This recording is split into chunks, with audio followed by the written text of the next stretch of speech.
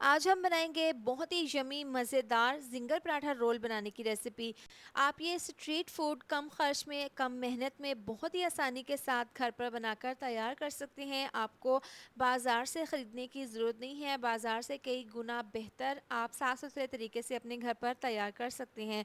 तो रेसिपी को लास्ट तक ज़रूर देखें। अच्छी लगे तो लाइक शेयर सब्सक्राइब कर दें। तो चलिए इसको बनाना शुरू करते हैं। यहाँ पर मैंने चिकन का ब्रेस्ट का पीस लिया था। सबसे पहले हमने इसको इस तरीके से स्ट्रिप्स में काट लेने हैं। अब इसको बाउल में डाल देंगे और इसमें डाल देंगे 4 चम्मच सफ़ेद सिरका और थोड़ा सा इसमें नमक डाल देंगे। इसको अच्छे से मसल कर 10 मिनट के लिए रखेंगे।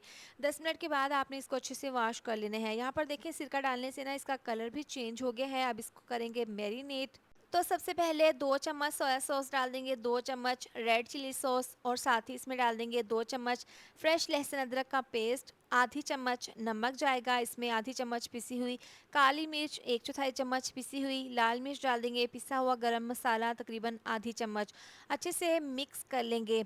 इस तरह से मिला देने के बाद अब इसको हमने 30 मिनट के लिए रेस्ट के लिए रखना है। इतनी देर में हम पराठों के लिए आटा गूंद लेंगे। तो खुला सा बर्तन ले लेंगे। सबसे पहले इसमें डाल देंगे 2 से 3 कप मैदा और इसको हमने पहले छान लेना है। अब इसमें डाल देंगे 1/4 चम्मच नमक, 4 से 5 चम्मच ऑयल डाल देंगे। इसको मिक्स कर लेंगे। जैसे ही ऑयल मैदे में मिक्स होगा तो इसमें हम डाल देंगे पानी। आपने इस बात का ध्यान रखना है, मैंने यहाँ पर नीम गर्म पानी का इस्तेमाल किया है। इस तरीके से ना पराठे बहुत ही ज़्यादा सॉफ्ट और फ्लफ़ी से बनेंगे।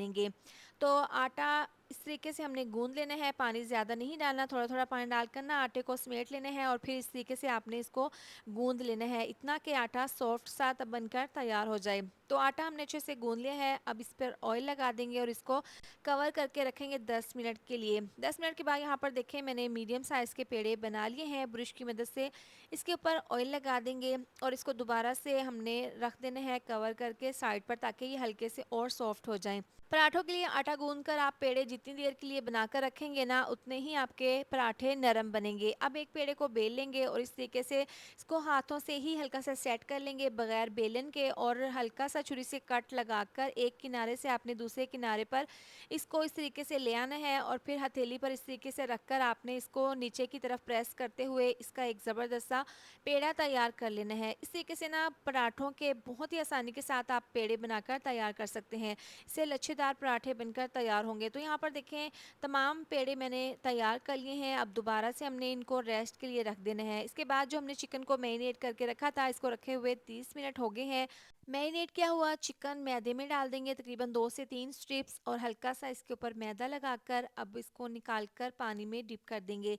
चंद सेकंड रखने के बाद निकाल कर वापस इसी मैदे में डालकर और इस तरीके से हल्का सा इसके ऊपर मैदा डालकर ना इसको हल्का सा प्रेस करके आपने इसके ऊपर ज़बरदस्त से क्रम्स बना लेने हैं। ये बहुत ही आसान तरीका है क्रम्स इसके ऊपर बनाने का। तो यहाँ पर तमाम चिकन मैंने रेडी कर लिया है। इसके बाद मज़ेदार सी सॉस तैयार कर लेंगे। आधा कप मायोनीज़ है, 1/4 चम्मच नमक, 1 से 2 चुटकी इसमें डाल देंगे, पिसी हुई काली मिर्च, 1/4 चम्मच लहसुन का पेस्ट डाल देंगे।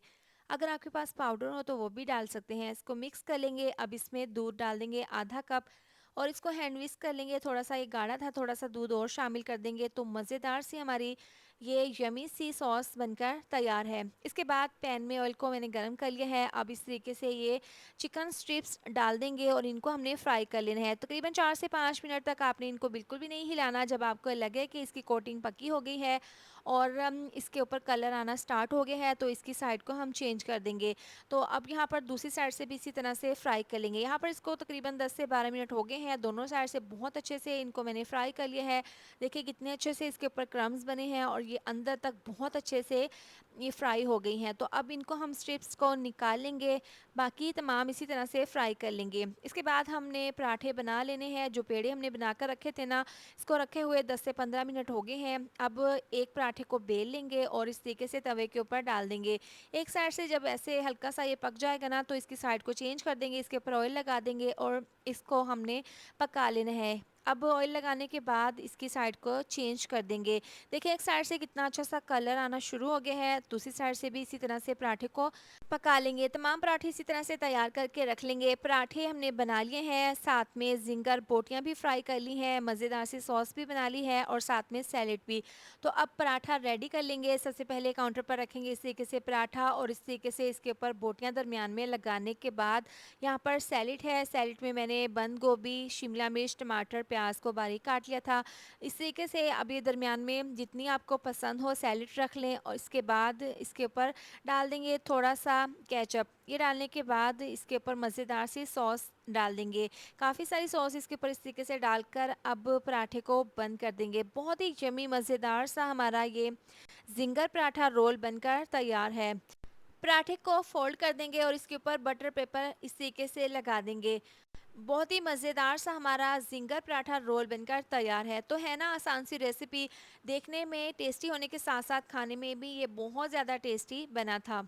रेसिपी ट्राई करें तो अपना फीडबैक ज़रूर दें कि आपको मेरी आज की रेसिपी कैसी लगी है। तो रेसिपी पसंद आए तो वीडियो को लाइक, शेयर, सब्सक्राइब ज़रूर कर दें। मिलते हैं एक और नई रेसिपी के साथ। अपना बहुत सारा ख़्याल रखें। अल्लाह हाफ़िज़।